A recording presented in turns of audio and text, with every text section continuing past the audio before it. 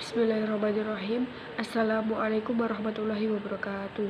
Kami di sini akan menjelaskan tentang prinsip pengembangan kurikulum pendidikan agama Islam. Yang pertama yaitu pengertian prinsip pengembangan kurikulum.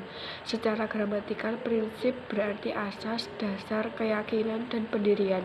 Dari pengertian di atas tersirat makna bahwa kata prinsip itu menunjukkan pada suatu hal yang sangat penting, mendasar, harus diperhatikan, memiliki sifat mengatur dan mengarahkan, serta sesuatu yang biasanya selalu ada atau terjadi pada situasi dan kondisi yang serupa.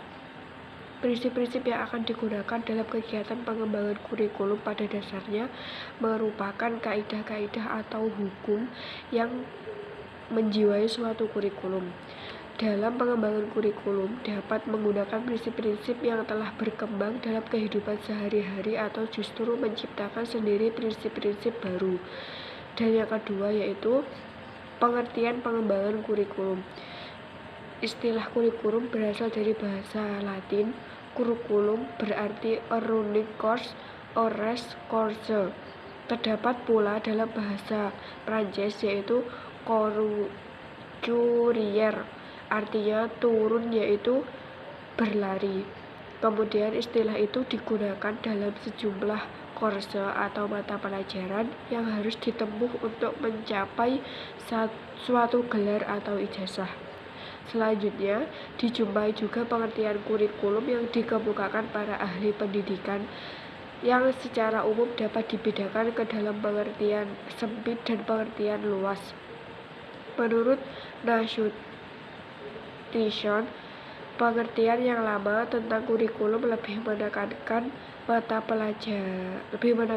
pada isi pelajaran atau mata kuliah, dalam arti sejumlah mata pelajaran atau kuliah di sekolah atau perguruan tinggi yang harus ditempuh untuk mencapai suatu ijazah atau tingkat. Juga keseluruhan pelajaran yang disajikan oleh suatu lembaga pendidikan. Sekian penjelasan dari saya, akan dilanjutkan oleh teman saya. Assalamualaikum warahmatullahi wabarakatuh. Saya Latifatul Karomah. Di sini saya akan menjelaskan prinsip-prinsip pengembangan kurikulum. Yang pertama yaitu prinsip relevansi. Relevansi memiliki makna berarti sesuai atau serasi. Jika mengacu pada prinsip relevansi, setidaknya kurikulum harus memperhatikan aspek internal dan eksternal. Secara internal, kurikulum memiliki relevansi antara komponen kurikulum yang berupa tujuan, bahan, strategi, organisasi, dan evaluasi. Sedangkan secara eksternal, komponen itu memiliki relevansi dengan tuntutan sains dan teknologi atau relevansi epistemologis, tuntutan dan potensi siswa atau relevansi psikologis, serta tuntutan dan kebutuhan pengembangan masyarakat atau relevansi sosiologis.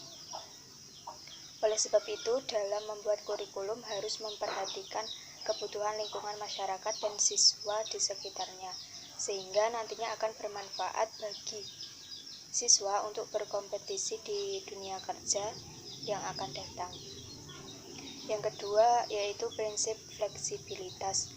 Pengembangan kurikulum berupaya agar hasilnya fleksibel dalam implementasinya, memungkinkan penyesuaian berdasarkan situasi dan kondisi tempat dan waktu yang selalu berkembang, serta kemampuan dan latar belakang siswa. Peran kurikulum di sini sangat penting terhadap perkembangan siswa. Untuk itu, prinsip fleksibel ini harus benar-benar diperhatikan sebagai penunjang untuk peningkatan mutu pendidikan. Dalam prinsip fleksibilitas ini dimaksudkan bahwa kurikulum harus memiliki fleksibilitas. Kurikulum yang baik adalah kurikulum yang berisi hal-hal yang solid, tetapi dalam implementasinya dimungkinkan untuk menyesuaikan penyesuaian berdasarkan kondisi regional. Yang ketiga, prinsip kontinuitas, yakni adanya kesinambungan dalam kurikulum baik secara vertikal maupun secara horizontal. Pengalaman belajar yang disediakan kurikulum harus memperhatikan kesinambungan baik yang di dalam tingkat kelas, antar jenjang pendidikan maupun antar jenjang pendidikan dan jenis pekerjaan. Makna kontinuitas di sini adalah berhubungan, yaitu adanya nilai keterkaitan antara kurikulum dari berbagai tingkat pendidikan, sehingga tidak terjadi pengulangan atau disharmonisasi bahan pembelajaran yang berakibat jenuh atau membosankan baik yang mengajarkan atau guru maupun yang belajar seperti peserta didik. Yang keempat, prinsip efisiensi. Peran kurikulum dalam ranah pendidikan adalah sangat penting dan bahkan vital dalam proses pembelajaran. Ia mencangkup segala hal dalam perencanaan pembelajaran agar lebih optimal dan efektif. Efisiensi adalah salah satu prinsip yang perlu diperhatikan dalam mengembangkan kurikulum, sehingga apa yang telah direncanakan sesuai dengan tujuan yang ingin dicapai. Jika sebuah program pembelajaran dapat diadakan 1 bulan pada satu waktu dan memenuhi semua tujuan yang ditetapkan, itu bukan halangan, sehingga siswa dapat mengimplementasikan program pembelajaran lain karena upaya itu diperlukan agar dalam pengembangan kurikulum dapat memanfaatkan sumber daya pendidikan yang ada secara optimal, cermat, dan tepat sehingga hasilnya memadai. Yang kelima, prinsip efektivitas. Mengembangkan kurikulum pendidikan perlu mempertimbangkan prinsip efektivitas. Yang dimaksud dengan efektivitas di sini adalah sejauh mana rencana program pembelajaran dicapai atau diimplementasikan.